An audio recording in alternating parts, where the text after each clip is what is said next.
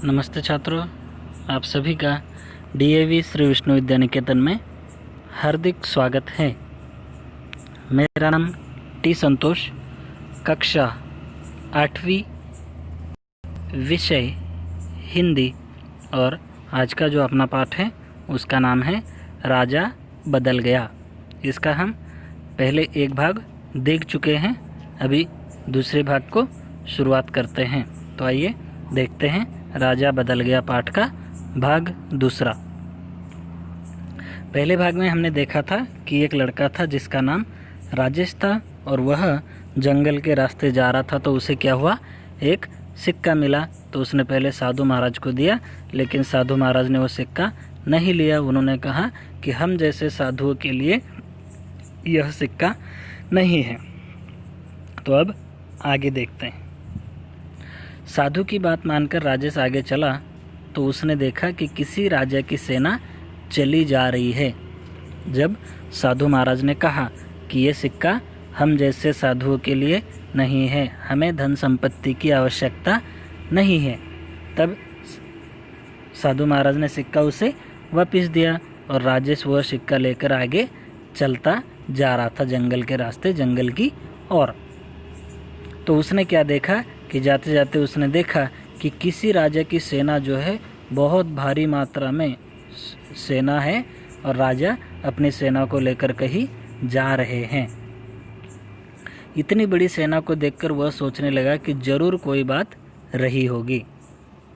जब कोई राजा इतनी बड़ी सेना लेकर अगर कहीं जाते हैं तो समझ में आता है कि किसी के साथ में युद्ध अवश्य होने वाला है।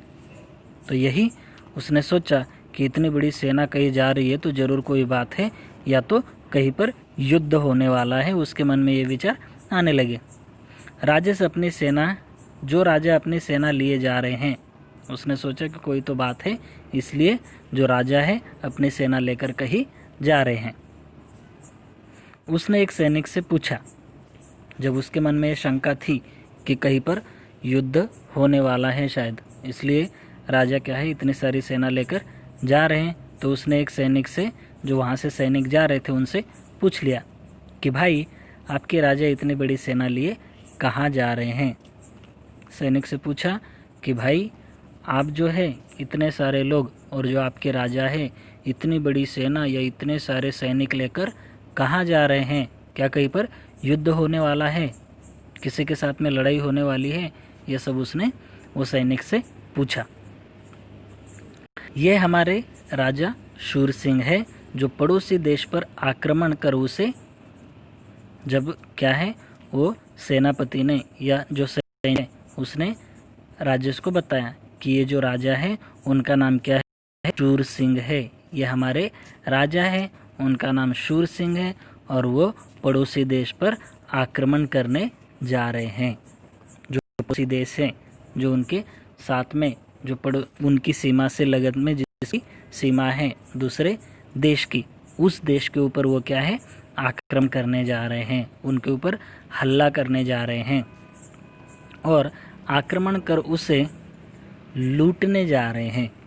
उनके साथ में हमारी कोई दुश्मनी नहीं है, हमारी कोई लड़ाई नहीं हो रही है, लेकिन क्या है कि हमारे जो राजा है उस देश के ऊपर, पड़ोसी जो देश है उसके ऊपर आक्रमण करने जा रहे इतने सेना लेकर और उसे लूटने भी जा रहे हैं। उनकी जितनी धन संपत्ति है, उनके पास जो भी होगा, सोना चांदी या हीरे मोती जवाहरात जो भी होगा, उनकी संपत्ति हम लूटने जा रहे हैं। उसने जवाब दिया।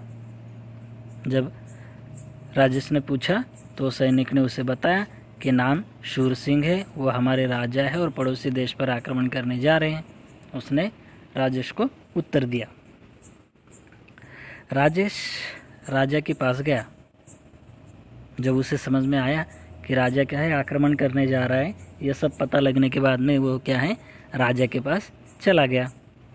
राजेश सिक्का उनकी ओर बढ़ाते हुए कहा, लीजिए महाराज, आप इसे रख लीजिए। जो राजेश के पास में क्या था, सोने का सिक्का। तो उसने क्या किया, राजा के पास में जाने के बाद उनकी तरफ हाथ में सिक्का लेकर अपना हाथ उनकी तरफ बढ़ाया और कहा, लीजिए महाराज, आप इसे रख लीजिए। जो राजा है उनसे कहा कि ये जो सोने का सिक्का है इसको आप रख लीजिए। बेटा मुझे क्यों देना चाहते हो? राजा को लगा कि ये सोने का सिक्का है, हर कोई अपने पास में रखना चाहता है, कोई किसी को देता नहीं है, लेकिन ये लड़का मुझे क्यों देना चाहता है। इसलिए राजा ने उससे प्रश्न पूछा कि बेटा मुझे क्यों देना चाहते हो? राजा ने आश्चर्य के साथ में पूछा। इसलिए आश्चर्य के साथ में क्योंकि कोई दूसरे आदमी को धन व्यर्थ में नहीं देता है, कोई तो कारण हो, उसकी वजह से तुम मुझे देना चाहते हो, तो क्या कारण है? इसलिए राजा ने क्या है, आश्चर्य के साथ में उससे पूछा। महाराज, एक साधु ने कहा था कि जो सबसे गरीब दिखे उसे यह सिक्का दे दे। उसने जब महाराज ने प्रश्न पूछा कि मुझे क्यों देना चाहते हो, तो उसने उत्तर दिया कि एक साधु महाराज मिले और उन्होंने कहा कि जो सबसे गरीब दिखे उसको ये सिक्का दे दो ताकि वह अपना पेट भर सके। राजेश करुण स्वर में बोला, मतलब थोड़ा डरते हुए बोला, क्योंकि वो राजा है, इसलिए थोड़ा करुण स्वर में उसने राजा को बताया कि साधु महाराज ने कहा कि जो सबसे गरीब दिखे उसे यह सिक्का देना है। मैं राजा हूँ राजा, मैं तुझे गरीब लगता हूँ? राजा क्रोध में बोला।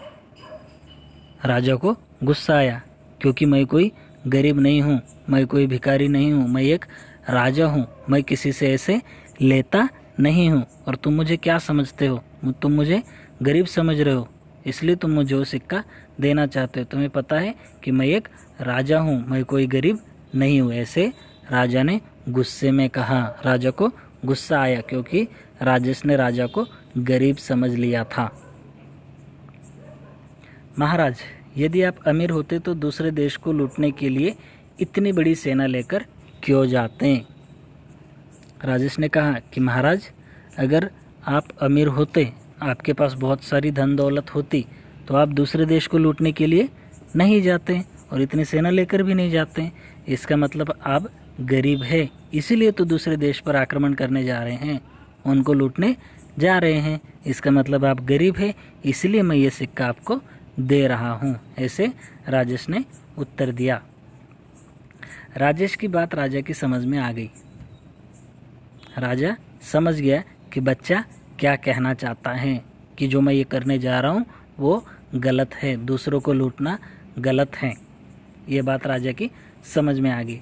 उन्हें अपनी गलती का एहसास हुआ, उनकी समझ में आया और उनकी जो गलती है उनकी समझ में आ गई कि मैं ये जो काम कर रहा हूँ ये गलत है, ये राजा की समझ में आ गया।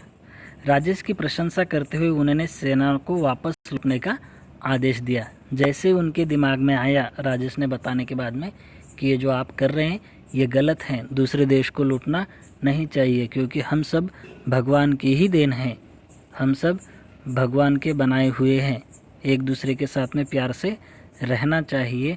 इतना सब समझने के बाद में, राजा को समझ आने के बाद में, राजा ने अपनी सेना को आदेश दिया कि वापस अपने देश लौट चलो, और सभी को लौटने का आदेश दे दिया। और यह सब जब राजेश ने ऐसे कहा तो राजा ने उसकी प्रशंसा भी की, उसकी तारीफ भी की। उस दिन से राजा ने अपनी संपत्ति जनता की सेवा में खर्च करना आरंभ कर दिया।